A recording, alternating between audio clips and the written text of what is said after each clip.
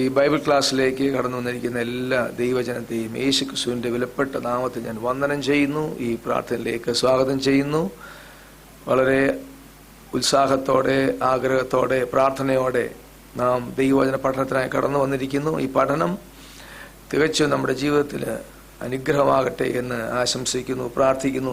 തെസ്സലോനിക്ക ലേഖനമാണല്ലോ നാം പഠിച്ചുകൊണ്ടിരിക്കുന്നത്. ഒന്നാമത്തെ ലേഖനത്തിന്റെ 1-ാമത്തെ അധ്യായം ഒരാൾക്ക് ശബ്ദത്തിൽ വായിക്കാം.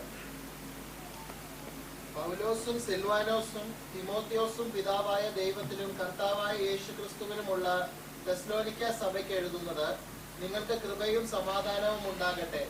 ഞങ്ങളുടെ പ്രാർത്ഥനയിൽ നിങ്ങളെ സ്മരിച്ചുകൊണ്ട് നിങ്ങളുടെ വിശ്വാസത്തിന്റെ വേലയും സ്നേഹപ്രയത്നവും നമ്മുടെ കർത്താവായ യേശുക്രിസ്തുവിനെ കുറിച്ചുള്ള പ്രത്യാശയുടെ സ്ഥിരതയും ഇടവിടാതെ നമ്മുടെ ദൈവവും പിതാവുമായവന്റെ സന്നിധിയിൽ ഓർത്ത് ഞങ്ങൾ നിങ്ങൾക്ക് എല്ലാവർക്കും വേണ്ടി എപ്പോഴും ദൈവത്തിന് സ്തോത്രം ചെയ്യുന്നു. ദൈവത്താൽ സ്നേഹിക്കപ്പെട്ട സഹോദരന്മാരെ, നിങ്ങളുടെ തിരഞ്ഞെടുപ്പിനെ അറിയുന്നുവല്ലോ. ഞങ്ങളുടെ സുവിശേഷം വചനമായി മാത്രമല്ല, ശക്തിയോടും പരിശുദ്ധാത്മാവോടും ബഹുനിശ്ചയത്തോടും കൂടെ ആയിരുന്നു നിങ്ങളുടെ അടുക്കൽ വന്നത്. നിങ്ങളുടെ നിമിത്തം ഞങ്ങൾ നിങ്ങളുടെ ഇടയിൽ എങ്ങനെ പെരുമാറിയിരുന്നു എന്ന് അറിയുന്നുവല്ലോ. ബഹുകഷ്ടം സഹിക്കേണ്ടി വന്നിട്ടും നിങ്ങൾ പരിശുദ്ധാത്മാവിന്റെ സന്തോഷത്തോടെ വചനം കൈകൊണ്ട് ഞങ്ങൾക്കും കർത്താവിനും അനുകാരികളായി തീർന്നു. അങ്ങനെ നിങ്ങൾ മക്കദോനിയയിലും അഖായയിലും വിശ്വസിക്കുന്നവർക്ക് എല്ലാവർക്കും മാതൃകയായി തീർന്നു. നിങ്ങളുടെ അടുക്കൽ നിന്ന് കർത്താവിന്റെ വചനം മുഴങ്ങിച്ചെന്നത് മക്കദോനിയയിലും അഖായയിലും മാത്രമല്ല, എല്ലായിടവും നിങ്ങൾക്ക് ദൈവത്തിലുള്ള വിശ്വാസം പ്രസിദ്ധമായിരിക്കുന്നു. അതുകൊണ്ട് ഞങ്ങൾ ഒന്നും പറവാൻ ആവശ്യമില്ല. ഞങ്ങൾക്ക് നിങ്ങളുടെ അടുക്കൽ എങ്ങനെയുള്ള പ്രവേശനം സാധിച്ചുവെന്ന്, ജീവനുള്ള സത്യദൈവത്തെ സേവിപ്പാനും അവൻ മരിച്ചവരുടെ ഇടയിൽ നിന്ന് ഉയർപ്പിച്ച തന്റെ പുത്രനും വരുവാനുള്ള കോപത്തിൽ നിന്ന് നമ്മെ വിടുവിക്കുന്നവനുമായ യേശു സ്വർഗത്തിൽ നിന്ന് വരുന്നത് കാത്തിരിപ്പാനും നിങ്ങൾ വിഗ്രഹങ്ങളെ വിട്ട് ദൈവത്തിലേക്ക് എങ്ങനെ തിരിഞ്ഞുവെന്നും അവർ തന്നെ പറയുന്നു. Thank you. കഴിഞ്ഞ ദിവസം നാം കഴിഞ്ഞ തിങ്കളാഴ്ച 5 വാക്യങ്ങളാണ് പരിശോധിച്ചത്. ദൈവഹിതമെങ്കിൽ അനുവദിക്കുന്ന വർഷം ആ അധ്യായവും 2-ാമത്തെ അധ്യായം തീർക്കാനാണ് ഞാൻ ആഗ്രഹിക്കുന്നത്. തെസ്സലോനിക്ക ലേഖനത്തിന്റെ മുഖവുര കഴിഞ്ഞ ദിവസം ഞാൻ പറഞ്ഞിരുന്നു. വാസ്തവത്തിൽ ലേഖനങ്ങൾ പഠിക്കുന്നതിന്റെ ഒരു പ്രീ റിക്വസ്റ്റാണ് അപ്പോസ്തല പ്രവൃത്തി പഠിക്കുക എന്നുള്ളത്. ഇവിടെ അപ്പോസ്തല പ്രവർത്തന പഠനം തുടങ്ങി എന്ന് ഞാൻ മനസ്സിലാക്കുന്നത്. വാസ്തവത്തിൽ അപ്പോസ്തല പ്രവൃത്തി നന്നായി തറവാക്കിയാൽ ലേഖനങ്ങൾ വളരെ പെട്ടെന്ന് നമുക്ക് മനസ്സിലാക്കാൻ സാധിക്കും. കാരണം ഈ വേദപുസ്തക പഠനത്തിൽ ജിയോഗ്രഫിക്കൽ നോളജിന് പ്രാധാന്യമുണ്ട്. കൾച്ചറൽ, ഏൻഷ്യന്റ് നിയർ ഈസ്റ്റിലെ അഥവാ ഈ പഴയ നിയമകാലത്തെ, പുതിയ നിയമകാലത്തെ, യേശു കർത്താവിന്റെ കാലത്തെ അന്നത്തെ ഭൂവ്യവസ്ഥ, സാമൂഹ്യ വ്യവസ്ഥ, കൾച്ചറൽ വ്യവസ്ഥ, ഇതൊക്കെ പഠിക്കുകയും മനസ്സിലാക്കുകയും ചെയ്ത ലേഖനങ്ങൾ അതിന്റെ അർത്ഥം ഗ്രഹിക്കുവാൻ നമുക്ക് നന്നായിട്ട് മനസ്സിലാക്കും. ഫോർ എക്സാമ്പിൾ, യേശു കർത്താവിന്റെ മഹാനിയോഗത്തിൽ കർത്താവ് പറയുന്നുണ്ട്, നിങ്ങൾ ഭൂലോകം ഒക്കെയും പോയി എൻ്റെ സാക്ഷികളാകുവിൻ. ആ സാക്ഷ്യം എവിടുന്നാണ് ആരംഭിക്കുന്നത്? ആദ്യം യെരുശലേമിലും, പിന്നെ യഹൂദിയയിലും, പിന്നെ ശമരിയിലും, ഭൂമിയുടെ അറ്റത്തോളം. അപ്പോൾ ആ ഒരു ജിയോഗ്രഫിക്കൽ ലൊക്കേഷനെ കുറിച്ച് നമുക്ക് ഒരു അറിവുണ്ടെങ്കിലേ അതിന്റെ അർത്ഥവും വ്യാപ്തിയും നമുക്ക് മനസ്സിലാകത്തുള്ളൂ. അപ്പോൾ നിശ്ചയമായും നിങ്ങൾ അപ്പോസ്തല പ്രവൃത്തി വളരെ ഗൗരവത്തോടെ പഠിക്കണം കേട്ടോ. ബിനുപാഷ അതെടുത്ത് തുടങ്ങിയിട്ടുണ്ട്. അതുകൊണ്ട് കഴിയുമെങ്കിൽ അതിന്റെ ഡയഗ്രാംസും മാപ്പുകളൊക്കെ എടുത്ത് പഠിക്കുന്ന നന്നായിരിക്കും. ഞാനിവിടെ വന്നപ്പോൾ ബ്രദറിനോട് ചോദിച്ചു, മാപ്പ് ഇടാൻ സാധിക്കുമോ, പൗലോസിന്റെ മിഷണറി യാത്രകളുടെ മാപ്പ് ഇടാൻ സാധിക്കുമോ എന്ന് ചോദിക്കുകയുണ്ടായി. ഇപ്പോൾ അതിനുള്ള സൗകര്യം ഇല്ല എന്ന് അറിയിച്ചു. അതിന്റെ ബാക്ക്ഗ്രൗണ്ട് ഇങ്ങനെയാണ്. നമുക്കറിയാവുന്ന പോലെ അപ്പോസ്തലൻ പൗലോസിന്റെ 2-ാമത്തെ യാത്രയിലാണല്ലോ തെസ്സലോനിക്ക സഭ രൂപീകൃതമാകുന്നതും അതിന്റെ തുടർച്ച എന്നവണ്ണം ഈ ലേഖനം രചിക്കുകയും ചെയ്യുന്നത്. അപ്പോൾ ഒന്ന് ശ്രദ്ധിക്കണമേ, അതിന്റെ ബാക്ക്ഗ്രൗണ്ട് പെട്ടെന്ന് കഴിഞ്ഞ ആഴ്ച ഓടിച്ചു പറഞ്ഞുവെങ്കിലും ഇതൊന്ന് നമ്മുടെ മനസ്സിലേക്ക് ആഴത്തിൽ പതിഞ്ഞാൽ പിന്നീടുള്ള കാര്യങ്ങൾ പെട്ടെന്ന് മനസ്സിലാവും. അപ്പൊ അപ്പോസ്തലൻ പൗലോസ് തന്റെ 2-ാമത്തെ യാത്രയുടെ മധ്യഭാഗത്ത് വെച്ച് എവിടേക്ക് ചെല്ലുന്നു? യൂറോപ്പിലേക്ക് പരിശുദ്ധാത്മാവ് നയിക്കുന്നു. യൂറോപ്പിൽ ആദ്യത്തെ സ്റ്റേഷനായിരുന്നു എവിടെ? ഫിലിപ്പിയ. ഓക്കെ. അപ്പോൾ യൂറോപ്പിൽ പൗലോസ് ആദ്യമായി കാലുകുത്തുന്നത് ഫിലിപ്പയിലായിരുന്നു. തുറമുഖ പട്ടണമായ ഫിലിപ്പയിൽ കാലുകുത്തുന്നു. അവിടെ സഭ സ്ഥാപിക്കുന്നു. അതിനുശേഷം അവിടെ നിന്ന് വടക്കോട്ട് മൂവ് ചെയ്യുന്നു. അങ്ങനെ പല സിറ്റികളിലൂടെ സഞ്ചരിച്ച് എവിടെ എത്തിച്ചേരുന്നു? നമ്മുടെ ഈ പ്രതിപാദ്യ വിഷയമായ സ്ഥലമായ തെസ്സലോനിക്കയിൽ എത്തിച്ചേരുന്നു. തെസ്സലോനിക്കയുടെ പ്രത്യേകത തെസ്സലോനിക്കയിൽ ചില ആഴ്ചകൾ മാത്രമേ അവിടെ തനിക്ക് തുടരുവാൻ കഴിഞ്ഞുള്ളൂ എന്ന് നാം മനസ്സിലാക്കുന്നു. ഒരുപക്ഷെ അപ്പോസ്തലനായ പൗലോസിന്റെ മിഷണറി യാത്രകൾ, ശുശ്രൂഷകളിൽ വച്ച് ഏറ്റവും അധികം എതിർപ്പ് നേരിട്ട, പ്രതികൂലം നേരിട്ട ഒരു സ്ഥലമാണ് ഒന്ന് തെസ്സലോനിക്ക, മറ്റൊന്ന് എഫേസോസ്, മൂന്നാമത്തെ യാത്രയിൽ. അങ്ങനെ തെസ്സലോനിക്കയിൽ അവിടെ എത്തിച്ചേരുന്നു. ചില ആഴ്ചകൾ അവിടെ സ്റ്റേഷൻ ചെയ്ത് മിനിസ്റ്റർ ചെയ്യുന്നു. ശീലാസ് തന്നോടൊപ്പം ഉണ്ടായിരുന്നു, തിമോത്തിയോസ് തന്നോടൊപ്പം ഉണ്ടായിരുന്നു, മറ്റു ചിലർ തന്നോടൊപ്പം ഉണ്ടായിരുന്നു. അങ്ങനെ തെസ്സലോനിക്ക സ്റ്റേഷൻ ചെയ്ത് അവിടെ മിനിസ്റ്റർ ചെയ്യുന്നു. എന്നാൽ അവിടെ തനിക്ക് തുടരുവാൻ കഴിഞ്ഞില്ല. അതിഭീകരമായ പെർസിക്യൂഷൻ അവിടെയുള്ള ആളുകൾ അഴിച്ചുവിടുന്നു. എന്നാൽ അവിടെയുള്ള സഹോദരന്മാർ തന്നെ മറ്റുള്ള സഹോദരങ്ങളെയും അവിടുന്ന് രക്ഷിച്ച് അവരവിടെ നിന്ന് എങ്ങോട്ട് പോകുന്നു? ബെറോവയ്ക്ക് പോകുന്നു. മാപ്പ് ഉണ്ടായിരുന്നു, നമുക്ക് കൃത്യമായിട്ടെല്ലാം മനസ്സിലാക്കായിരുന്നു. ബെറോവയ്ക്ക് പോകുന്നു. അവിടെയും എന്ത് സംഭവിച്ചു? തെസ്സലോനിക്കയിലുള്ള യഹൂദന്മാർ പൗലോസിനെയും സഹോദരങ്ങളെയും വേട്ടയാടുവാൻ ബെറോവയിൽ ചെല്ലുന്നു. അവിടെ നിന്ന് പൗലോസ്, അവിടെയുള്ള ബെറോവയിലുള്ള സഹോദരങ്ങൾ പൗലോസിനെ ഏഥൻസിലേക്ക് മാറ്റുന്നു. ശീലാസും തിമോത്തിയോസും ബെറോവയിൽ തുടരുന്നതായി നാം മനസ്സിലാക്കുന്നു. അങ്ങനെ പൗലോസിന്റെ യാത്ര ഏഥൻസിൽ നിന്നും പിന്നെ കൊരിന്തിലേക്ക് കപ്പൽ മാറും. കൊരിന്തിൽ ചെന്ന് അവിടെ തന്റെ മിനിസ്ട്രി കണ്ടിന്യൂ ചെയ്യുന്നു. അപ്പോസ്തലപ്രവൃത്തി 17-ാം അധ്യായമാണ് ഇതിന്റെ എല്ലാം ബേസ് ആയിട്ട്, അതിന്റെ എല്ലാം ബാക്ക്ഗ്രൗണ്ട് ആയിട്ട് നമുക്ക് മനസ്സിലാക്കാൻ സാധിക്കുന്നത്. അപ്പോൾ അവിടെ നോക്കുക, ഫിലിപ്പിയിൽ നിന്ന് തെസ്സലോനിക്കയിൽ ചെല്ലുന്നു. തെസ്സലോനിയിൽ നിന്ന് എങ്ങോട്ട് പോകുന്നു? ബെറോവിലേക്ക് പോകുന്നു. ബെറോവിൽ നിന്ന് പൗലോസ് ഏഥൻസിലേക്ക് പോകുന്നു. അവിടുന്ന് ഏഥൻസിൽ നിന്ന് കൊരിന്തിലേക്ക് യാത്ര ചെയ്യുന്നു.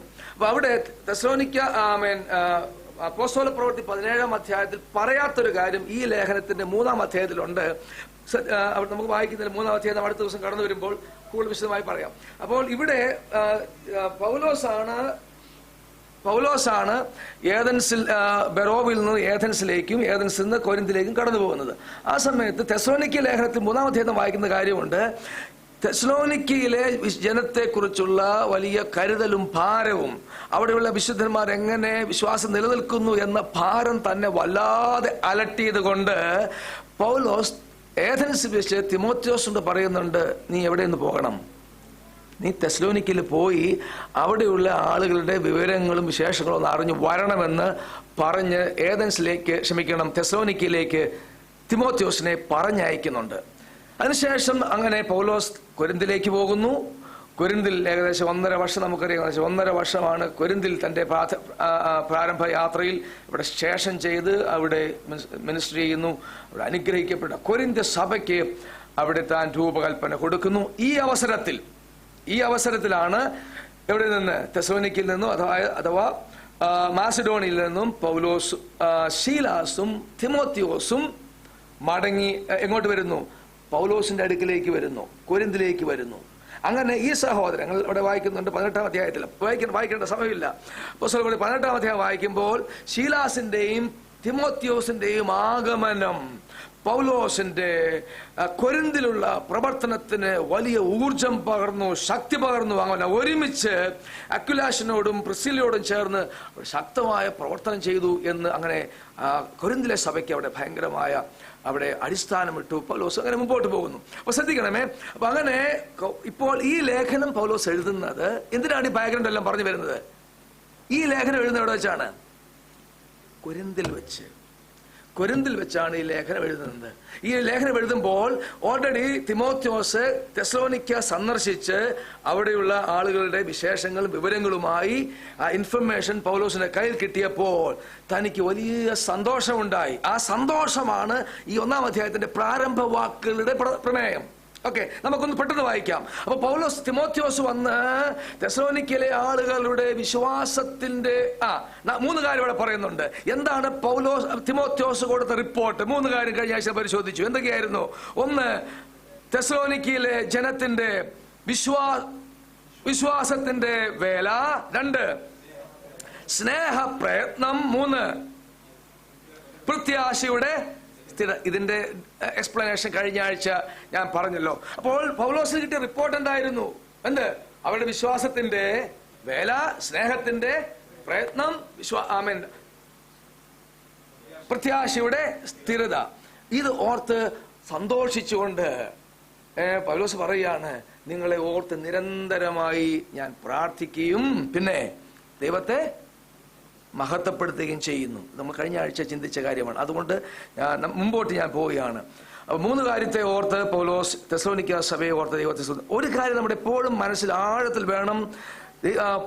1-ാം നൂറ്റാണ്ടിലെ സഭകളിൽ ഏറ്റവും അധികം പെർസിക്യൂഷൻ, പീഡ അനുഭവിച്ച, പ്രതികൂലം അനുഭവിച്ച ജനമായിരുന്നു, സഭയായിരുന്നു തെസ്സലോനിക്കയിലെ ജനം.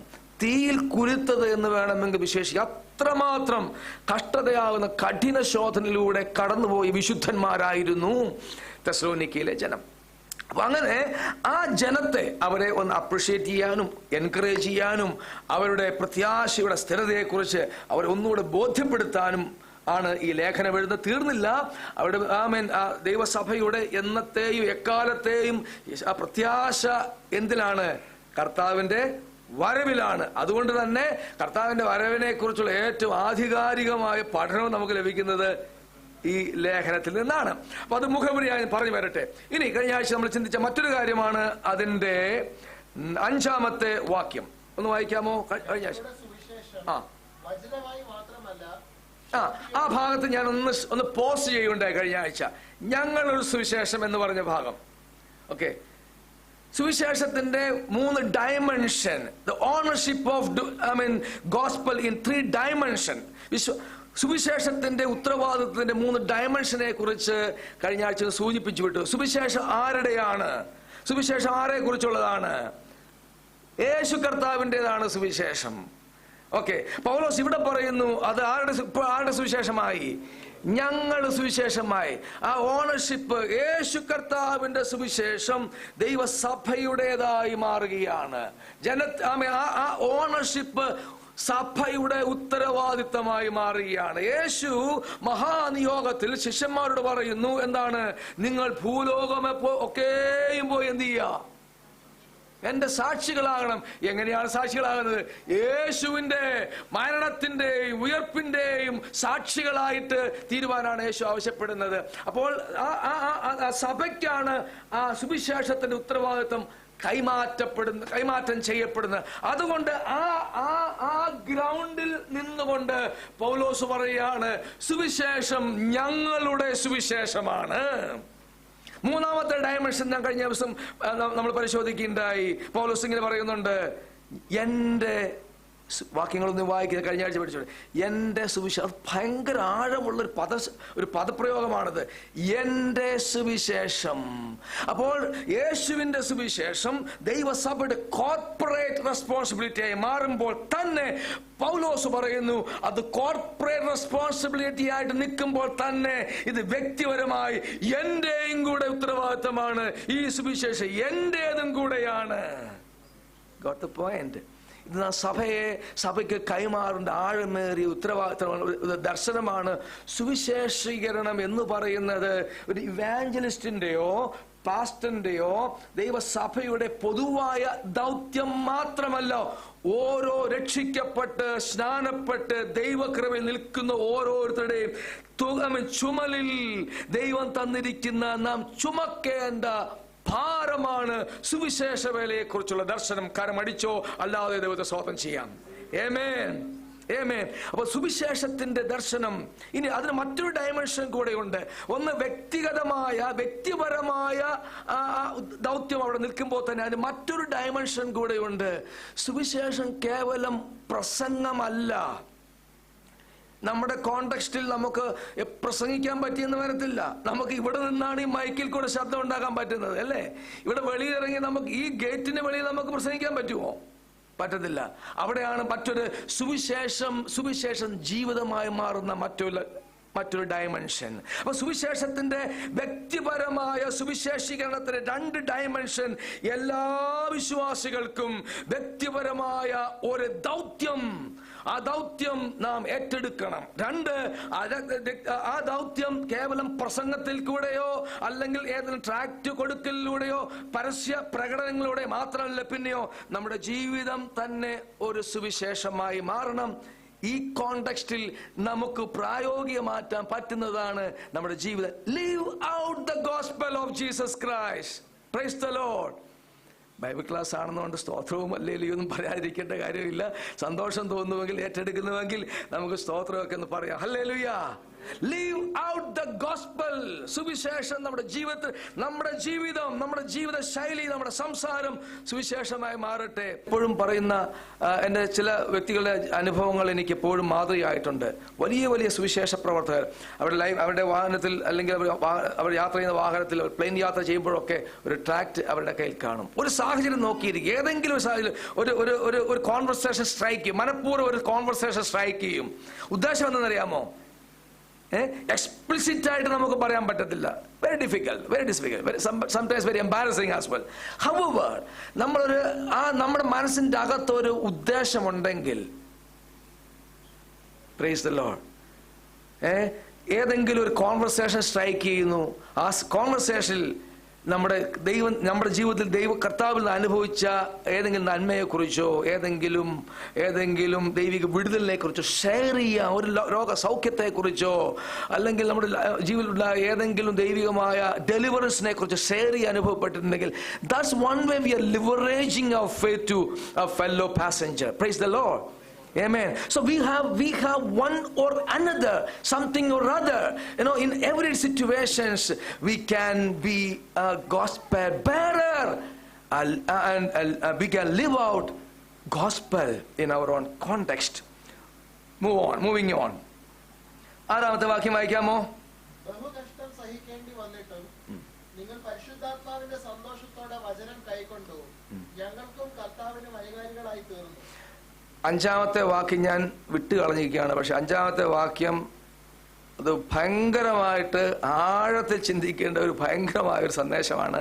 ദൈവം അനുവദിക്കുക മറ്റേതെങ്കിലും ഒരു അവസരത്തിൽ അതൊരു സന്ദേശമായ ഒരു മെസ്സേജായി ഞാൻ 5ാമത്തെ വാക്യം ദൈവം അനുവദിച്ചാൽ സംസാരിക്കുന്നതായിരിക്കും. So I just leaving that because I can't give justice to that very important passage there.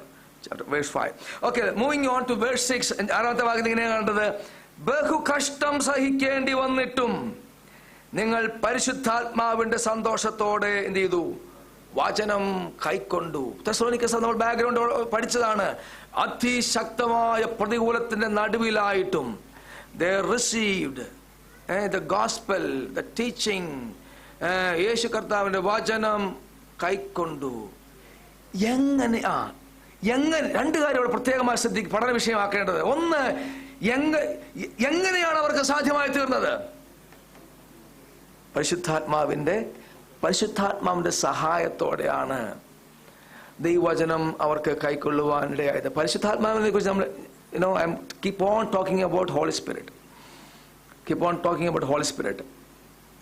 പരിശുദ്ധാത്മാവിന്റെ വലിയ ഫങ്ഷനാണ് നമ്മുടെ സ്ട്രഗിളിൽ, നമ്മുടെ ലിവിങ് കോണ്ടെക്സ്റ്റിൽ നമ്മെ സഹായിക്കുക. പാരക്ലിറ്റോസ് നമ്മുടെ സഹായകനാണ്. അപ്പോൾ എല്ലാ കോണ്ടെക്സ്റ്റിലും നമ്മെ സഹായിക്കുന്ന തൃത്വത്തിൽ 3ാമനാണ് പരിശുദ്ധാത്മാവ്. അപ്പോൾ പ്രതികൂലങ്ങളെ അതിജീവിക്കാൻ, പ്രശ്നങ്ങളെ അതിജീവിക്കുവാൻ, നമ്മെ അത് സന്തോഷത്തോടെ സ്വീകരിപ്പാൻ പരിശുദ്ധാത്മാവ് നമ്മെ സഹായിക്കും. തെസ്സലോനിക്കയിലെ വിശ്വാസികളുടെ പ്രതികൂലം നമുക്കുണ്ടോ? നമുക്കില്ല. We don't have that. പക്ഷെ നമുക്ക് എല്ലാവർക്കും ഏതെങ്കിലുമൊക്കെ തരത്തിൽ നമ്മുടെ സുവിശേഷ യാത്രയിൽ, നമ്മുടെ ക്രിസ്തീയ യാത്രയിൽ ഏതെങ്കിലുമൊക്കെ തരത്തിൽ പ്രശ്നങ്ങൾ, പ്രതികൂലങ്ങൾ അനുഭവിക്കേണ്ടി വരും. പിന്തിരിഞ്ഞോടുവാനല്ല ദൈവവചനം നമ്മെ പഠിപ്പിക്കുന്നത്. പിന്നെയോ പരിശുദ്ധാത്മാവിൽ ആശ്രയിച്ച്, പരിശുദ്ധാത്മാവിൽ ആശ്രയിച്ച് പ്രശ്നങ്ങളെ നേരിടുവാൻ ഈ പഠനം നമ്മെ സഹായിക്കട്ടെ. നമ്മളെല്ലാവരും, ഞാൻ ഉൾപ്പെടെയുള്ള പഠിച്ചിരിക്കുന്നതൊക്കെ പരിശുദ്ധാത്മാവ് കേവലം ഒരു ശക്തിയായിട്ടും നമ്മുടെ ആരാധനയിൽ സഹായിക്കുന്ന ഒരു ശക്തിയായിട്ടും നമ്മെ പരിശുദ്ധ അന്യഭാഷയിൽ സംസാരിക്കുവാൻ നമ്മൾ ആ മേഖലയിലാണ് നാം കൂടുതൽ എക്സ്പ്ലോർ ചെയ്തിരിക്കുന്നത്. നമ്മുടെ പഠനവും നമ്മൾ ആ മേഖലയാണ് നമ്മൾ കൂടുതൽ എക്സേർട്ട് ചെയ്യുന്നത് അല്ലേ. പരിശുദ്ധാത്മാവിനെ നമ്മൾ അവിടെ വെച്ച് അങ്ങ് ലിമിറ്റ് ചെയ്യല്ലേ ചെയ്യുന്നത്. പക്ഷേ എങ്കിൽ പേരെ ഞാൻ എൻ്റെ ജീവിതത്തിൽ അടുത്ത നാളുകളിൽ കൂടുതലായി പഠിക്കുവാനും കൂടുതൽ മനസ്സിലാക്കുവാനും പ്രായോഗികമാക്കുവാനും ചെയ്യുന്ന ഒന്നാണ് പരിശുദ്ധാത്മാവിൻ ജീവിതം. ആമേൻ. ഇത് കേവലം ഒരു പഠന വിഷയമല്ല കേട്ടോ. നമ്മുടെ ലൈഫിന്റെ ഫുൾഫിൽമെന്റിലേക്ക്, പർപ്പസിലേക്ക്, നമ്മുടെ ജീവിത സമാന മേഖലകളിലും സമസ്ത മേഖലകളിലും ഒപ്പം നിന്ന് നമുക്ക് ചുമക്കാൻ കഴിയാത്ത ചുമന്ന് നമ്മെയും കൂടെ ചുമന്ന് നമ്മുടെ പർപ്പസിലേക്ക്, നമ്മുടെ വിരുദിലേക്ക് എത്തിക്കാനുള്ള മഹാനിയോഗമാണ് പരിശുദ്ധാത്മാവിന് ഉള്ളത്. അതുകൊണ്ടാണ് യേശു പറഞ്ഞത്, ഞാൻ പോയാൽ കാര്യസ്ഥനെ പിതാവിന്റെ അടുക്കൽ നിന്ന് എന്ത് ചെയ്യും? പിതാവിന്റെ അടുത്ത് വാങ്ങി അയച്ചിരുന്ന് പറയുന്നത്. കാരണം പരിശുദ്ധാത്മാവിന്റെ സഹായമില്ലാതെ നമ്മൾ നിലനിൽക്കുവാൻ കഴിയില്ല പ്രിയരെ. തെസ്സലോനിക്കയിലെ ജനം അത് മനസ്സിലാക്കി പരിശുദ്ധാത്മാവിന്റെ സന്തോഷത്തോടെ വചനം അവർ കൈക്കൊണ്ടു. മുമ്പോട്ട് പോകാൻ 7-ാം വാക്യം. അങ്ങനെ നിങ്ങൾ മക്കെദോന്യയിലും അഖായയിലും വിശ്വസിക്കുന്നവർക്കെല്ലാവർക്കും മാതൃകയായി തീർന്നു. ആഖായിലും പിന്നെ ആഖായിലും മക്കദോനിയിൽ 2 സ്ഥലത്തിന്റെ പേര് പറയുന്നുണ്ട്. മറ്റൊന്നുമല്ല, റോമൻ എംപയറിന്റെ കീഴിൽ ഉള്ള 2 പ്രോവിൻസുകളായിരുന്നു മാസിഡോണിയ ആൻഡ് ആഖായ. ഓക്കെ, ഈ 2 province larger province, larger geographical location. അപ്പോൾ ഈ തെസ്സലോനിക്കയിലെ കൊച്ചു സഭയിലുള്ള ആളുകളുടെ വിശ്വാസം ഒരു ലാർജർ ഏരിയയിലേക്ക് അവരെങ്ങനെ വിശ്വാസം നിലനിന്നു? കഷ്ടതയിൽ കൂടെ കടന്നുപോയപ്പോൾ അവർ വിശ്വസിച്ചത്, പരിശുദ്ധാത്മാവ് സന്തോഷം പ്രാപിച്ചത് അനേക ആളുകൾക്ക് വിശ്വാസത്തിന് കാരണമായി തീർന്നു. ഓക്കെ, നമ്മളുടെ ധീരോജ്വലമായ വിശ്വാസത്തിന്റെ പാതകൾ അനേകർക്ക് ആശ്വാസവും മാതൃകയും ധൈര്യവും പകരാനിടയായിത്തീരും. കൊരിന്ത്യർ ലേഖനത്തിന്റെ 2 കൊരിന്ത്യർ 1-ാം അധ്യായത്തിൽ വായിക്കേണ്ട പൗലോസ് ഇങ്ങനെ ഒന്ന് എടുക്കാമോ? പെട്ടെന്ന വാക്യം എൻ്റെ സ്ലിപ്പായി പോയി. 2 കൊരിന്ത്യർ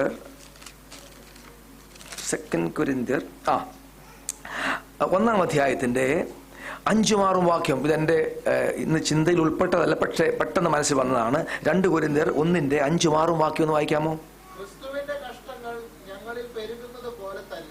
ക്ഷമിക്കണം, 4-ാം വാക്യം കൂടെ ചേർത്ത് വായിച്ചാട്ടെ.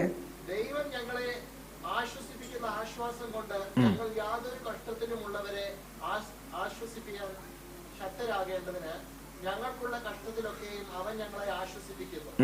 ക്രിസ്തുവിന്റെ കഷ്ടങ്ങൾ ഞങ്ങളിൽ പെരുകുന്നത് പോലെ തന്നെ ക്രിസ്തുവിനാൽ ഞങ്ങളുടെ ആശ്വാസവും പെരുകുന്നു.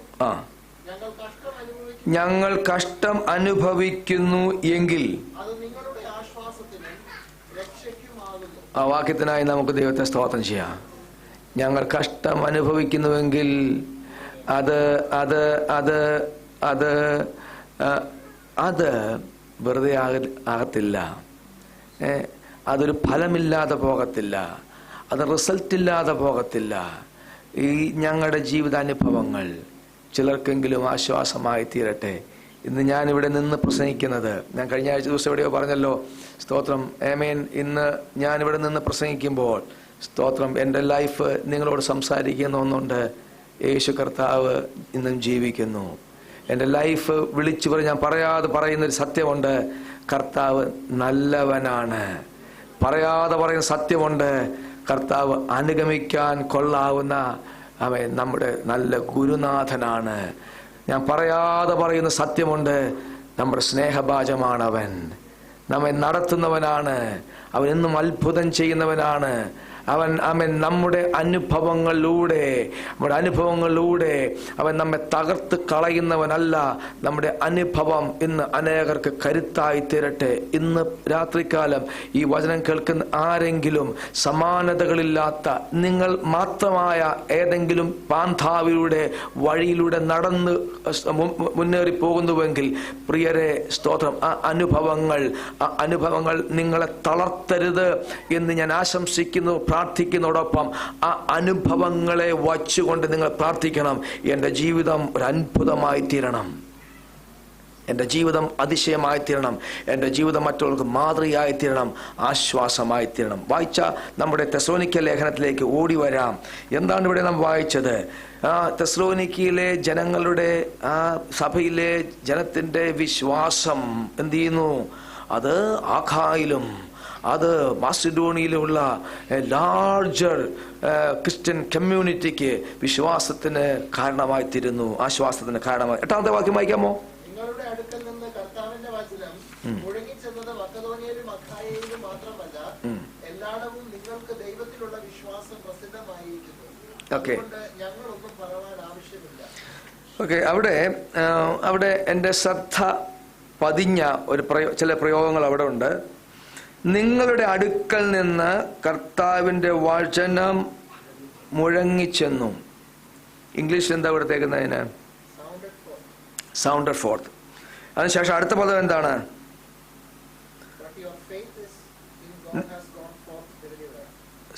Sound forth and gone forth. ഇല്ലേ? You notice that? ഓക്കെ. അപ്പോൾ ഈ 5ാം വാക്യത്തിൽ ഇങ്ങനെ നാം കണ്ടു.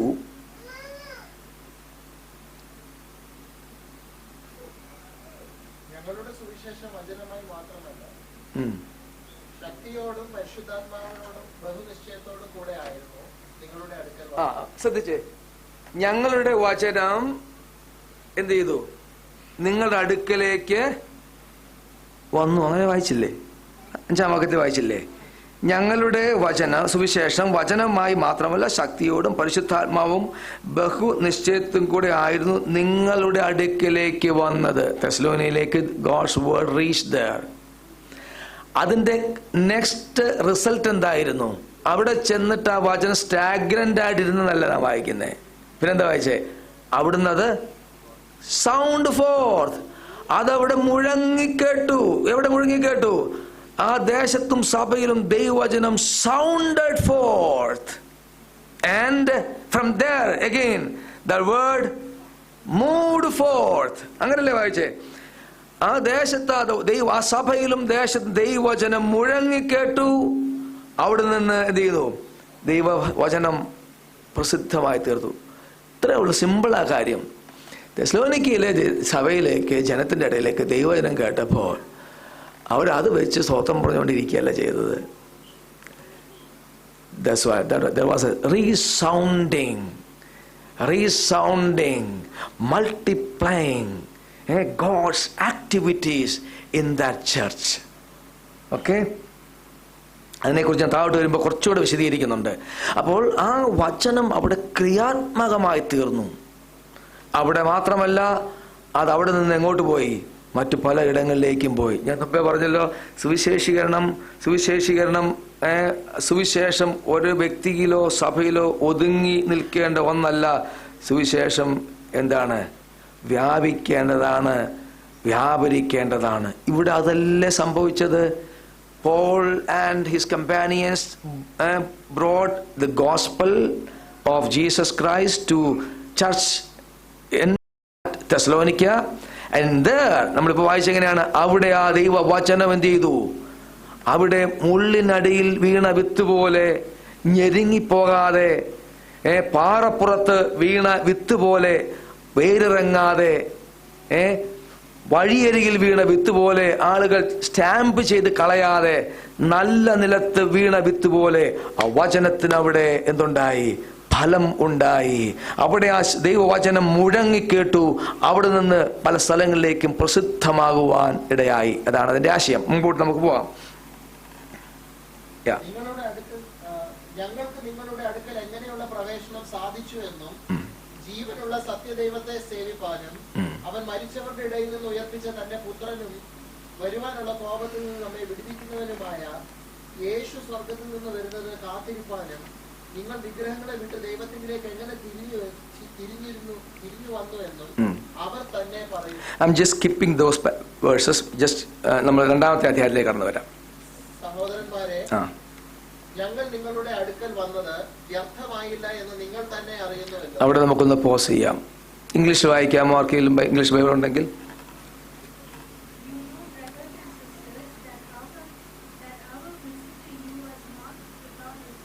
ഓക്കെ. അപ്പോൾ പൗലോസ് പറയുന്നത്, സഹോദരന്മാരെ, ഞങ്ങൾ നിങ്ങളുടെ അടുക്കൽ വന്നത് എന്തായില്ല?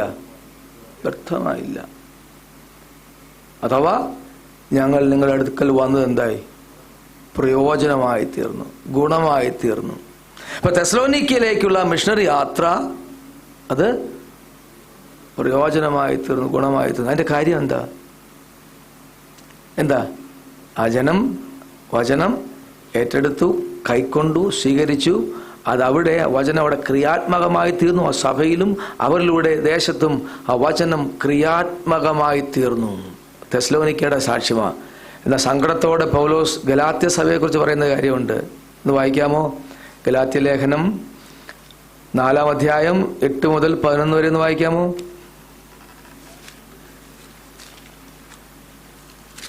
Galatians chapter 4, 8 to 11. എന്നാൽ അന്ന് നിങ്ങൾ ദൈവത്തെ അറിയാതെ സ്വഭാവത്താൽ ദൈവങ്ങളല്ലാത്തവർക്ക് അടിമപ്പെട്ടിരുന്നു. ഇപ്പോഴോ ദൈവത്തെ അറിഞ്ഞും വിശേഷാൽ ദൈവം നിങ്ങളെ അറിഞ്ഞുമിരിക്കെ നിങ്ങൾ പിന്നെയും ബലഹീനവും ദരിദ്രവുമായ ആദിപാഠങ്ങളിലേക്ക് തിരിഞ്ഞ് അവയ്ക്ക് പുതുതായി അടിമപ്പെടാൻ. തെസ്സലോനിക്ക ഒരു കാലത്ത് എന്തായിരുന്നു? ദൈവത്തെ അറിഞ്ഞവരായിരുന്നു. പിന്നെ ദൈവം അറിഞ്ഞവരും ദൈവത്തെ അറിഞ്ഞവരുമായ നല്ല ഒരു കൂട്ടം വിശ്വാസികളായിരുന്നു ഒരു കാലത്ത്. എന്നാൽ വായിച്ചോ, നിങ്ങൾ ദിവസങ്ങളും മാസങ്ങളും കാലങ്ങളും ആണ്ടുകളും പ്രമാണിക്കുന്നു. ഞാൻ നിങ്ങൾക്ക് വേണ്ടി അധ്വാനിച്ചത് വെറുതെയായി എന്ന് ഞാൻ ഭയപ്പെടുന്നു. ഞാൻ നിങ്ങൾക്ക് വേണ്ടി അധ്വാനിച്ച് വെറുതെയായി എന്ന് എന്ത് ചെയ്യുന്നു? ഒരു കാലത്ത് വചനത്തിൽ ഉറച്ചു നിന്നവരായിരുന്നു, വചനം പഠിക്കുന്നവരായിരുന്നു. അവരുടെ ജീവിതത്തിൽ വചനത്തിന് എന്തുണ്ടായിരുന്നു? ആഴമേറിയ വേരുണ്ടായിരുന്നു. പക്ഷെ കുറച്ച് കഴിഞ്ഞപ്പോൾ എന്ത് ചെയ്യുന്നു? ഇതെല്ലാം വിട്ടുപോയി. പൗലോസ് പറയുന്നു, നിങ്ങൾക്ക് വേണ്ടി ഞാൻ അധ്വാനിച്ചത് വെറുതെയായോ എന്ന് ഞാൻ ഭയപ്പെടുന്നു. എന്നാൽ തെസ്സലോനിക്കരെ കുറിച്ച് പറയുന്നത് എന്താണ്? നിങ്ങളുടെ ഇടയിൽ അടുക്കൽ, സഹോദരന്മാരെ, ഞങ്ങൾ നിങ്ങളുടെ അടുക്കൽ വന്നത് വ്യർത്ഥമായില്ല എന്ന് നിങ്ങൾ തന്നെ അറിയുന്നുവല്ലോ. ഇത് പഠിക്കുമ്പോൾ ഇത് നമ്മുടെ ലൈഫിലേക്ക് ട്രാൻസ്ലേറ്റ് ചെയ്യാം. നമ്മൾ ഒത്തിരി പഠിച്ച് കൂടുതൽ അടി വാങ്ങിക്കുന്നു. അത് ഉള്ളത് പഠിച്ചത് കേൾക്കുന്നത് നമ്മുടെ പ്രായോഗിക ജീവിതത്തിൽ കൊണ്ടുവരികയാണോ നല്ലത്? നമുക്ക് ദൈവത്തോട് പറയാം, നമ്മൾ വലിയ ഉത്തരവാദിത്തത്തിന്റെ മുമ്പിലാണ് നിൽക്കുന്നത്. വചനം പഠിച്ച് കർത്താവേ സ്തോത്രം. അനേകർ വീണുപോയ ഒരു ലോകത്താണ് നമ്മൾ, വിശ്വാസത്യാഗികളായ ലോകത്താണ് നമ്മൾ ആയിരിക്കുന്നത്. കേട്ടത് അധികം ശ്രദ്ധയോടെ കരുതിക്കൊള്ളുവാൻ നമുക്ക് ഈ വചന പഠനവേളയിൽ നമ്മെ തന്നെ സമർപ്പിക്കാം. മുമ്പോട്ട് പോകാം. അടുത്ത വാക്യം 2:2. നിങ്ങൾ അറിയും പോലെ ഞങ്ങൾ ഫിലിപ്പിയിൽ വെച്ച് കഷ്ടവും അപമാനവും അനുഭവിച്ചിട്ടും വലിയ പോരാട്ടത്തോടെ ദൈവത്തിന്റെ സുവിശേഷം നിങ്ങളോട് പ്രസംഗിപ്പാൻ ഞങ്ങളുടെ ദൈവത്തിൽ ധൈര്യപ്പെട്ടിരുന്നു. ഞങ്ങളുടെ പ്രബോധനം അബദ്ധത്തിൽ നിന്നോ അശുദ്ധിയിൽ നിന്നോ വ്യാജത്തോടെയോ വന്നതല്ല. ഞങ്ങളെ സുവിശേഷം പരിമേൽപ്പിക്കേണ്ടതിന് ഞങ്ങൾ ദൈവത്തിന് കൊള്ളാവുന്നവരായി തെളിഞ്ഞതുപോലെ ഞങ്ങൾ മനുഷ്യരെ അല്ല, ഞങ്ങളുടെ ഹൃദയം ശോധന ചെയ്യുന്ന ദൈവത്തെ അത്ര പ്രസാദിപ്പിച്ചുകൊണ്ട് സംസാരിക്കുന്നത്. 4-ാമത്തെ ഈ വാക്യം നമുക്കൊന്ന് പോസ് ചെയ്യാം. എന്താ വായിച്ചേ? ഞങ്ങളെ സുവിശേഷം ഫലമേൽപ്പിക്കേണ്ടതിന് ഞങ്ങൾ ദൈവത്തിന് കൊള്ളാകുന്നവരായി. അവിടെ നമുക്കൊന്ന് പോസ് ചെയ്യാം. സുവിശേഷം ഫലമേൽപ്പിക്കുക. സുവിശേഷം ആരുടെയാണ്? നമ്മൾ പറഞ്ഞു ആരുടെയാണ്? സുവിശേഷം ആരുടെയാണ്? കർത്താവിൻ്റെയാണ്. ആ സുവിശേഷത്തിലൂടെ ആരെയാണ് വരച്ച് കാണിക്കുന്നത്? യേശു കർത്താവിനെയാണ് നാം വരച്ച് കാണിക്കുന്നത്. ഇന്ന് ഞാനൊരു യൂട്യൂബ് സന്ദേശം ശ്രദ്ധിച്ചിരുന്നപ്പോൾ ഒരു ദേവദാസൻ, ഞാൻ പേര് പറയുന്നില്ല, പരസ്യമായി പറയുന്നില്ല, അദ്ദേഹത്തിൻ്റെ ആ സന്ദേശം ഈ ഒരു മേഖലയിൽ നിന്ന് അദ്ദേഹത്തിന് സന്ദേശം ശ്രദ്ധമായി തീർന്നു. പല ആളുകളും, പ്രസിദ്ധരായ സുവിശേഷകന്മാർ, പാസ്റ്റേഴ്സ് ലോകം അറിയപ്പെടുന്ന ലീഡേഴ്സ്, അവരൊക്കെ അറിഞ്ഞോ അറിയാതെയോ തങ്ങളിലേക്ക് വിശ്വാസികളെ ആകർഷിക്കുന്ന പ്രവണത അവർക്കുണ്ട്. അങ്ങനെ കൾട്ടിക് നേച്ചർ. അപ്പൊ അവരവരുടേതായ രീതിയിൽ അവരുടെ ശുശ്രൂഷ രീതികൾ, അല്ലെങ്കിൽ അവർ ചെയ്യുന്ന ശുശ്രൂഷകൾ, അല്ലെങ്കിൽ അവരിലേക്ക് ആളുകളെ ആകർഷിച്ച് അവരുടെ ശിഷ്യന്മാരായി തീർക്കുന്ന പ്രവണത വർദ്ധിച്ചു. അടുത്ത കാലം ഞാൻ മനസ്സിലാക്കിയത്, പേരുകൾ ഞാൻ വെളിപ്പെടുത്തുന്നില്ല, അങ്ങനെ ഒരു ട്രെൻഡിന്റെ ഒരു കാലഘട്ടത്തിലാണ് നാം ആയിരിക്കുന്നത്. ഓക്കെ. എന്നാൽ ഇന്ന് ഞാൻ കേട്ട ദൂത് വളരെ വളരെ സിഗ്നിഫിക്കൻ്റ് ആയിട്ട് എനിക്ക് തോന്നി. നമ്മൾക്ക് എത്ര ചില പാസ്റ്റേഴ്സ്, ലീഡേഴ്സൊക്കെ വളരെ കരിസ്മാറ്റിക് ആയിരിക്കും, വളരെ പ്രസംഗ പാഠമുള്ളവരായിരിക്കും, കൃപാവരപ്രാപ്തരായിരിക്കും, വളരെ കഴിവുറ്റവരായിരിക്കാം. സ്വാഭാവികമായി ജനത്തെ ആകർഷിക്കത്തക്ക കൃപകളും കൃപാവരങ്ങളും ഒക്കെ ഉള്ളവരായിരിക്കാം. അവർക്ക് പറ്റുന്ന ഒരു പാളിച്ച സ്വാഭാവികമായും ആളുകളെ തങ്ങളിലേക്ക് ആകർഷിക്കുവാൻ സ്വാഭാവികമായ നാച്ചുറൽ ടെൻഡൻസി ഉണ്ടാകും. ഇന്ന് ഞാൻ കേട്ട സന്ദേശം, ഞാൻ പഠിച്ചത്, സ്തോത്രം, നമ്മൾ പോയിന്റ് ഔട്ട് ചെയ്യുന്നത് നമ്മുടെ life of course should be an open book. However, at no point and no level we should draw men to us. Always take us, we should be only a medium, ഒരു പോസ്റ്റ്മാന്റെ ദൗത്യം. നമ്മളിലൂടെ യേശുവിനെയാണ് നമ്മൾ focus ചെയ്യേണ്ടത്. ആമേൻ. യേശുവിനെ മാത്രം. കാരണം അനുഗമിക്കാൻ കൊള്ളാവുന്നത്, follow ചെയ്യാൻ കൊള്ളാവുന്നത്, മാതൃയാക്കാൻ കൊള്ളാവുന്നത് കർത്താവ് മാത്രമേയുള്ളൂ. ഉന്നതരെന്ന് നാം ചിന്തിക്കുന്ന, മനസ്സിലാക്കിയിട്ടുള്ള അനേക വലിയവരെന്ന് നാം ചിന്തിക്കുന്ന ആളുകളൊക്കെ ജീവിതത്തിൽ എത്രയോ പരാജയങ്ങൾ, അവരുടെ സ്വകാര്യ ജീവിതങ്ങളിൽ അല്ലെങ്കിൽ അവർ ശുശ്രൂഷയുടെ ഏതെങ്കിലുമൊക്കെ ഘട്ടത്തിലൊക്കെ എത്രയോ പരാജയങ്ങളിൽ ജീവിക്കുന്നവരാണ് അവരെല്ലാം. അതുകൊണ്ട് നമ്മുടെ ഫോക്കസ് യേശുവിലേക്ക് മാത്രമാകട്ടെ. പ്രത്യേകിച്ച് ഇത് പാസ്റ്റേഴ്സിനോടുള്ള സന്ദേശമാണ്, ലീഡേഴ്സിനോടുള്ള സന്ദേശമാണ്. ഒരിക്കലും don't draw men towards us, draw them towards Lord Jesus Christ. അപ്പോൾ സുവിശേഷം നമ്മളിൽ പരമേൽപ്പിക്കപ്പെട്ടതാണ്. കൃപയാൽ ആ സുവിശേഷ ദൗത്യം നമ്മളിൽ ദൈവം പരമേൽപ്പിച്ച്, എൻട്രസ്റ്റഡ് എന്നാണ് ദൈവവചനത്തിൽ ഇംഗ്ലീഷ് ട്രാൻസ്ലേഷനിൽ നമുക്ക് പഠിക്കുവാൻ കഴിയുന്നത്. സുവിശേഷം നമ്മെ ഏൽപ്പിച്ചിരിക്കുന്നു. 1 തിമോത്തിയോസ് 6-ാം അധ്യായത്തിന് 20-ാം വാക്യം ഒന്ന് വായിക്കാമോ? 1 Timothy chapter 6 and 20. അല്ലയോ തിമോത്തിയോസേ, നിന്റെ പക്കൽ ഏൽപ്പിച്ചിരിക്കുന്ന ഉപനിധി കാത്തുകൊണ്ട് ജ്ഞാനമെന്ന് വ്യാജമായി പേർ പറയുന്നതിന്റെ ഭക്തിവിരുദ്ധമായ വൃഥാലാപങ്ങളെയും തർക്കസൂത്രങ്ങളെയും ഒഴിഞ്ഞു നിൽക്കാം. ആ ജ്ഞാനം ചിലർ സ്വീകരിച്ച് വിശ്വാസം വിട്ട് തെറ്റിപ്പോയിരിക്കുന്നു. കൃപ നിങ്ങളോട് കൂടെ ഇരിക്കുമാറാകട്ടെ. നിന്റെ പക്കൽ ഏൽപ്പിച്ചിരിക്കുന്ന ഉപനിധി, എൻട്രസ്റ്റഡ്, അവിടെ കൊടുത്തിരിക്കുന്നത് ഗുഡ് ടീച്ചിങ് എന്നാണ്, സൗണ്ട് ഡോക്ട്രൈൻ. പൗലോസ് തിമോത്തിയോസിന് കൈമാറിയ പഥ്യ ഉപദേശം, ആ ഉപനിധി, ആ നിക്ഷേപം നിന്നിൽ ഭരമേൽപ്പിക്കപ്പെട്ടിരിക്കുകയാണ്. അതിനെ ഗാർഡ് ചെയ്യുവാൻ, അതിനെ കൈമാറുവാനുള്ള നിയോഗമാണ് നാം ഇവിടെ വായിച്ചു കേട്ടത്. അപ്പോൾ നാം പഠിക്കുന്ന, നാം മനസ്സിലാക്കുന്ന, നാം കേൾക്കുന്ന സുവിശേഷം അത് നമ്മുടെ ലൈഫിൽ ഡെപ്പോസിറ്റ് ആയി തീരുകയാണ്. നാം ഇപ്പോൾ കേൾക്കുന്ന ഈ പഥ്യവചനം നമ്മുടെ ഉള്ളിൽ ഡെപ്പോസിറ്റ് ചെയ്യപ്പെടുകയാണ് ചെയ്യുന്നത്. അങ്ങനെ ഞങ്ങളെ സുവിശേഷം ഭരമേൽപ്പിക്കേണ്ടതിന് ഞങ്ങൾ ദൈവത്തിന് കൊള്ളാവുന്നവരായി തെളിഞ്ഞു. ഇതൊരു വലിയ ചിന്തയല്ലേ? ഇത് വലിയ ചിന്തയല്ലേ? നമ്മ കൊള്ളാവുന്നവരായി തെളിയുക.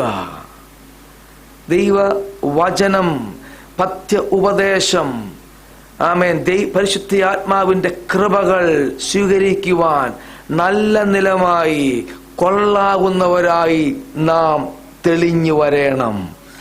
We should be always approved unto God. ദൈവത്തിന് കൊള്ളാവുന്നവരായി തെളിഞ്ഞു വരും. 2 തിമോത്തിയോസ് 2:15 വാക്യം കൂടെ വായിക്കാമോ?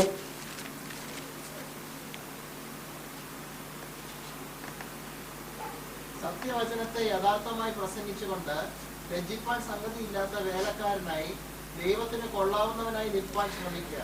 ഈ തെസ്സലോനിക്യർ 2:4 വായിച്ച ഒരു പദപ്രയോഗം ശ്രദ്ധിച്ചായിരുന്നു. ഞങ്ങളുടെ പ്രഭു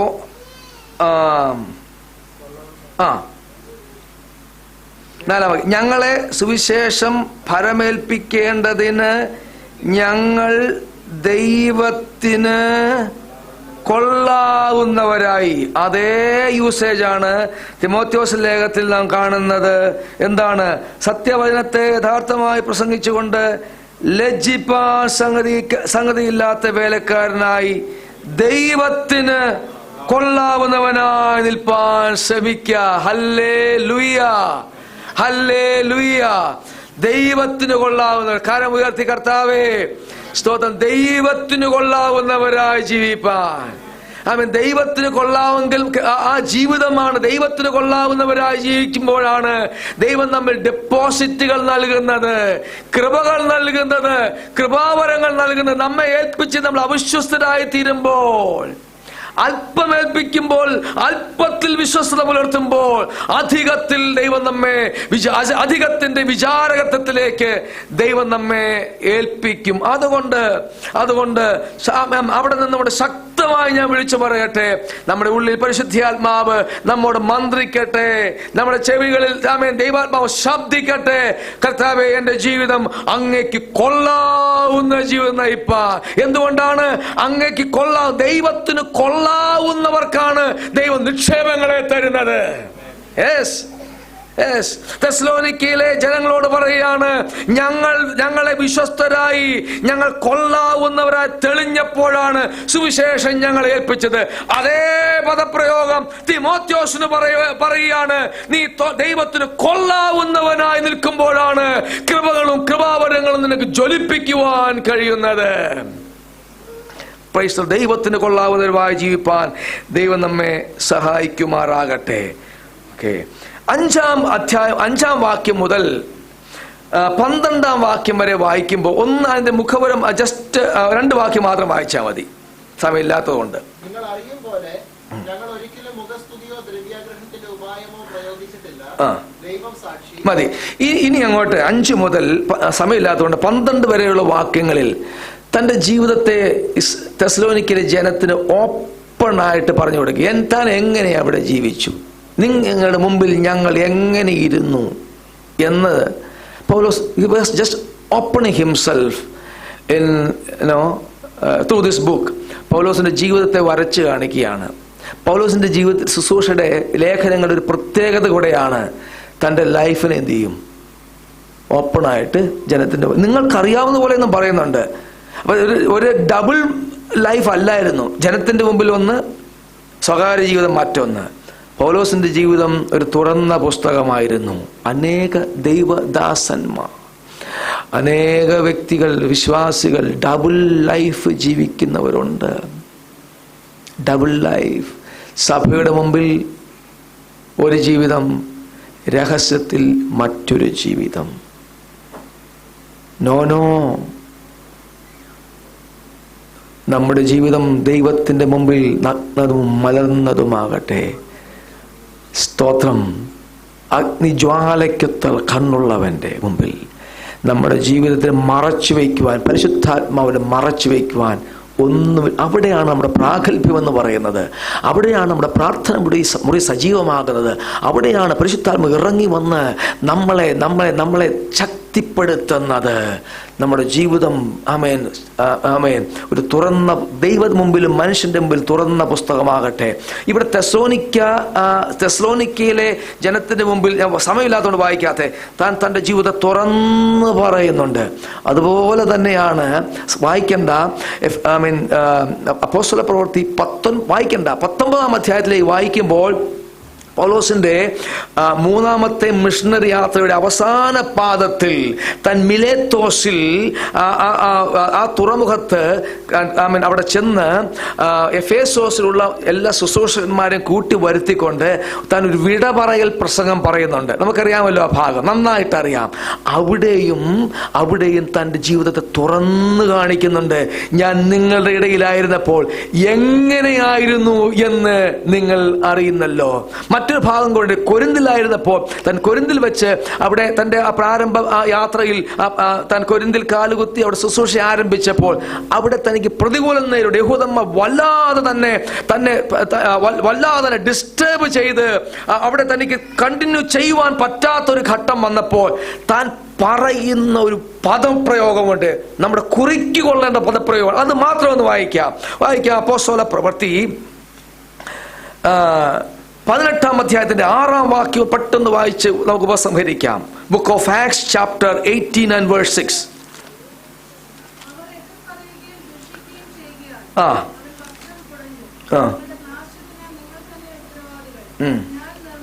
മതി. ഞാൻ നിർമ്മലൻ. What's the English word for that? I am innocent. ഞാൻ നിർമ്മലൻ. ഇപ്പോൾ വായിച്ച തെസ്സലോനിക്ക ആ ലേഖനത്തിലേക്ക് മടങ്ങി വന്നിട്ട് 2-ാം അധ്യായത്തിന്റെ 10-ാം വാക്യം ഒന്ന് വായിച്ചേ. 10-ാം വാക്യം ഒന്ന് വായിച്ചേ.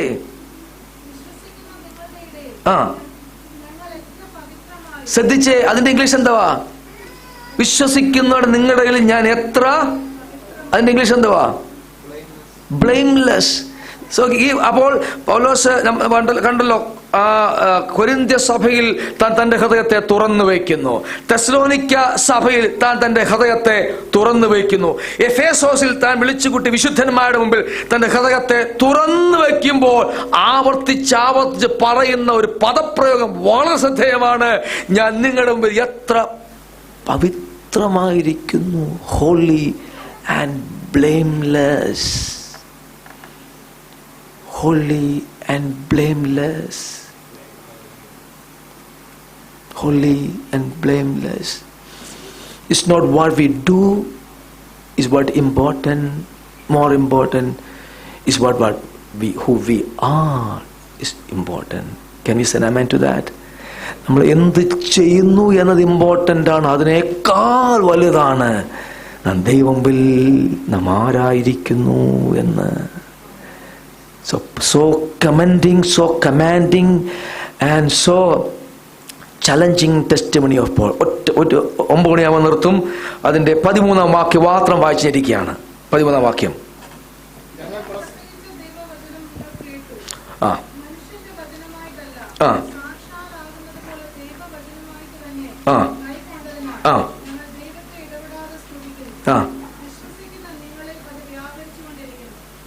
മതി. ആ പദം നമ്മൾ അവിടെ നിന്നൊന്ന് പഠിച്ച. ഇതാണല്ലോ പഠനത്തിന്റെ പ്രത്യേകത. 3 വാക്ക് നിങ്ങൾ ശ്രദ്ധിച്ചോ?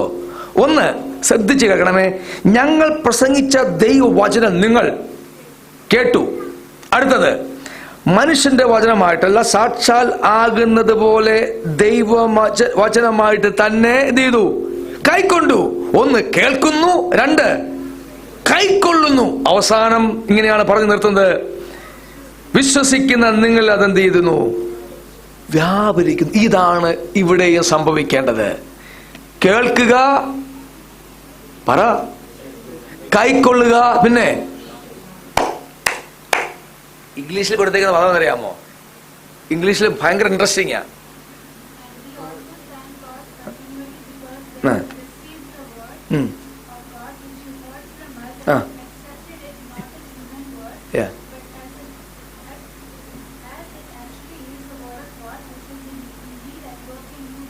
അറ്റ് വർക്ക് എന്ന അതേത് വേർഷനാ?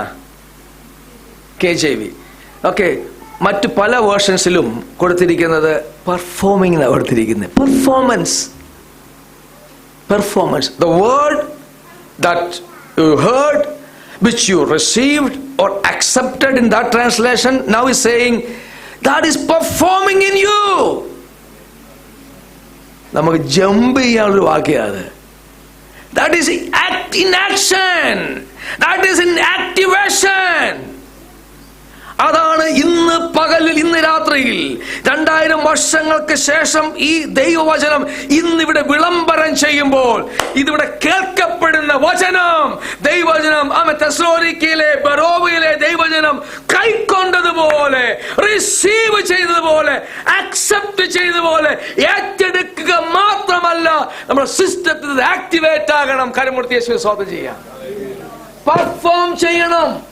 എങ്ങനെ പെർഫോം ചെയ്യുന്ന മറ്റൊരു പ്രസംഗ വിഷയമാണ്. എങ്ങനെയാണ് ദൈവവചനം നമ്മുടെ ഉള്ളിൽ പെർഫോം ചെയ്യുന്നത്, ആക്ടിവേറ്റ് ആയി തീരുന്നത്? മറ്റൊരു അവസരത്തിൽ അതിനെക്കുറിച്ച് പറഞ്ഞുകൊള്ളാം. ഒരു കാര്യം മറക്കരുത്, കേൾക്കപ്പെടുന്ന ദൈവവചനം എന്ത് ചെയ്യുന്നു? അതുപോലെ ഉള്ളതുപോലെ സ്വീകരിക്കുക. ആ വചനം നമ്മുടെ ഉള്ളിൽ ക്രിയാത്മകമാകും, നമ്മുടെ സിസ്റ്റത്തിലേക്ക് വരിക. കഴിഞ്ഞ ആഴ്ചയും 27-ാം സങ്കീർത്തനമാണല്ലോ നാം വായിച്ചു കേട്ടത്. അതിൻ്റെ യഥാർത്ഥ തിയോളജി ഉണ്ട്, വേദശാസ്ത്രമുണ്ട്. ദാവീദ് തന്നോട് തന്നെ പറയാണ്, യഹോവ എന്റെ വെളിച്ചവും എന്റെ രക്ഷയും ആകുന്നു. വചനം തന്നോട് തന്നെ വിളിച്ചു പറയുക, എന്റെ ദൈവം എന്റെ വെളിച്ചമാകുന്നു, എന്റെ രക്ഷയാകുന്നു.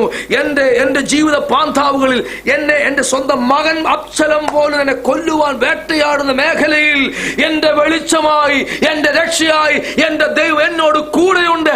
ആ പറയപ്പെടുന്ന വചനം തന്നിൽ ക്രിയാത്മകമായിട്ട് അവസാനം പറഞ്ഞു വെക്കുന്നത് ഇങ്ങനെയാണ്, ആമേൻ, ജീവനുള്ള ദേശത്ത് യഹോവയുടെ നന്മ കാണുകയില്ല എന്ന്